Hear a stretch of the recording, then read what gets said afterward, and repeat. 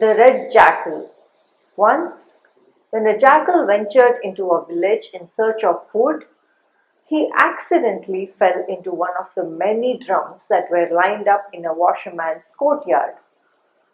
He managed to get out of the drum and found two of the washerman's dogs eyeing him.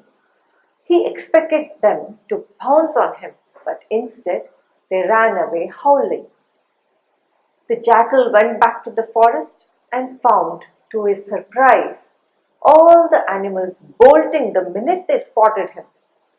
The jackal was puzzled. Whatever is the matter? Why is everyone scared of me suddenly? He thought as he went to the river to drink water. When he saw his reflection, he got the answer.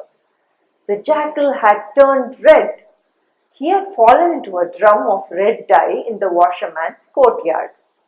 The jackal quickly decided to take advantage of the situation. He softly called the animals. Do not be afraid. I have been sent by the creator of the forest to be your king. I will protect you and rule the forest.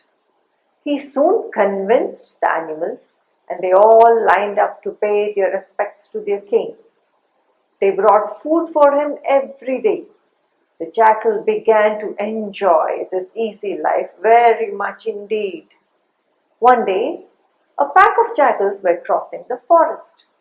As soon as they reached the river, their first destination, they raised their heads and howled as is their practice.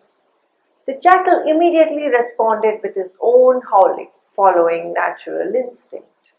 The animals who were sitting around their king were first startled and then disgusted. They had a common jackal